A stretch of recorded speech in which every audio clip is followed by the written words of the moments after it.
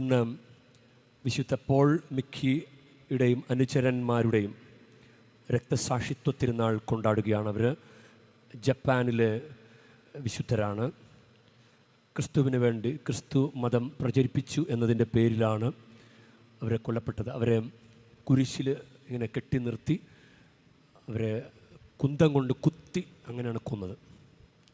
നമുക്ക് ഇവരുടെ രക്തസാക്ഷിത്വത്തെ ഓർക്കുമ്പോൾ വിശ്വാസത്തിന് വേണ്ടി ഒരു കുഞ്ഞു ത്യാഗമെങ്കിലും എടുക്കാൻ ഉള്ള ഒരു പരിശ്രമം നമ്മുടെ ജീവിതത്തിൽ ഉണ്ടാകട്ടെ. നമ്മൾ ഈ പരിശുദ്ധ ബലിയർപ്പണ സമയത്തും നമുക്ക് നല്ലൊരു ശ്രദ്ധ ഉണ്ടാകട്ടെ. ഞാൻ ഇങ്ങോട്ട് വരുന്നതിന് മുൻപ് ഞാൻ പ്രധാന ബസിലിക്കയിലൊന്ന് കയറി.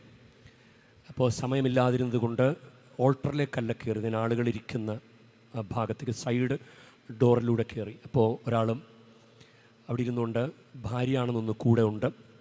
അപ്പോൾ അയാൾ ഇങ്ങനെ മൊബൈൽ ഫോൺ നോക്കി അവർ സംസാരിച്ചുകൊണ്ടിരിക്കുക. ഞാൻ കയറി ചെന്നപ്പോൾ ഞാൻ മൊബൈലിലേക്ക് ഇങ്ങനെ അവരുടെ മൊബൈലിലേക്ക് ഞാൻ നോക്കിക്കൊണ്ടാണ് കയറിയത്. അപ്പോൾ ഭാര്യ എന്തോ പറഞ്ഞു.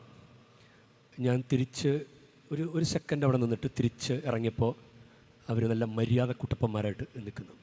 മൊബൈലൊന്നും കയ്യിലില്ല.